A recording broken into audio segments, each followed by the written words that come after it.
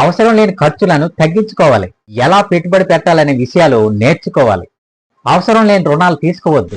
టాపిక్లోకి వెళ్లే ముందు మన ఛానల్ తప్పకుండా సబ్స్క్రైబ్ చేయండి. ఈ వీడియో కనుక మీకు నచ్చినట్లయితే లైక్ చేయండి, షేర్ చేయండి. మీ సపోర్టే మాకు కొండంత బలం. నేను మీ మోహన్ దడ్డా, మీరు చూస్తున్నారు మోహన్ దడ్డా మోటివేషనల్స్ తెలుగు యూట్యూబ్ ఛానల్. మనం ఆర్థికంగా ఎదగాలంటే కొన్ని ముఖ్యమైన అలవాట్లు, ఆలోచన విధానం, యాక్షన్ ప్లాన్స్ అనేవి చాలా అవసరం. అయితే ఇందులో కొన్ని సూచనలు ఉన్నాయి. అందులో number 1, financial knowledge should be increased. ఆర్థిక జ్ఞానం పెంచుకోవాలి. ఇందులో డబ్బులు ఎలా సంపాదించాలి, ఎలా ఖర్చు చేయాలి, ఎలా పెట్టుబడి పెట్టాలి అనే విషయాలు నేర్చుకోవాలి. ఫైనాన్షియల్ బుక్స్ చదవడం, ఎక్స్పర్ట్ సలహాలు తీసుకోవడం మంచిది.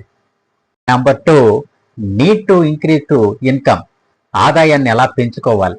ఇందులో ఒకే రిసోర్స్ పై ఆధారపడకుండా సైడ్ ఇన్కమ్, బిజినెస్, ఫ్రీలాన్సింగ్ వంటి మార్గాలను వెతకాలి. మీ స్కిల్స్ అప్గ్రేడ్ చేసుకుంటూ వెళ్ళాలి.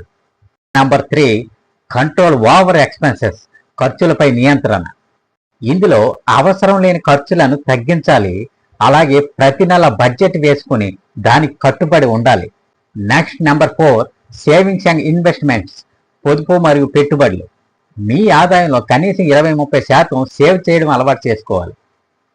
బంగారము, రియల్ ఎస్టేట్, మ్యూచువల్ ఫండ్స్, షేర్లలో సరైన నాలెడ్జ్ తీసుకొని పెట్టుబడి పెట్టాలి. ఇక number 5, unlimited aerial should be avoided. అపరిమిత బకాయిలను నివారించాలి. ఇందులో అవసరం లేని లోన్స్ తీసుకోవద్దు. అలాగే క్రెడిట్ కార్డు బకాయిలను క్రమం తప్పకుండా తీర్చేయండి. ఇక నెంబర్ 6, నెట్వర్క్ అండ్ ఆపర్చునిటీస్. ఇందులో మంచి వ్యక్తులతో పరిచయం పెంచుకోవాలి. అలాగే కొత్త బిజినెస్ అవకాశాలు, కొత్త ఉద్యోగ అవకాశాలు తెలుసుకోవాలి. ఇక ఫైనల్లీ లాంగ్ టర్మ్ విజన్, దీర్ఘకాల దృష్టి. ఒక్క రాత్రిలో ధనవంతులు అవ్వాలనే ఆలోచన కాకుండా స్థిరంగా క్రమం తప్పకుండా కృషి చేస్తూ ముందుకు వెళ్ళాలి. పేషెన్స్ అండ్ డిసిప్లిన్ తప్పకుండా ఉండాలి. సో మై డియర్ ఫ్రెండ్స్, ఆదాయం పెంచుకోవాలి, ఖర్చులను నియంత్రించుకోవాలి, పొదుపు పెట్టుబడులు చేయాలి, లాంగ్ టర్మ్ ఫైనాన్షియల్ ప్లానింగ్ తో ముందుకు వెళ్ళాలి.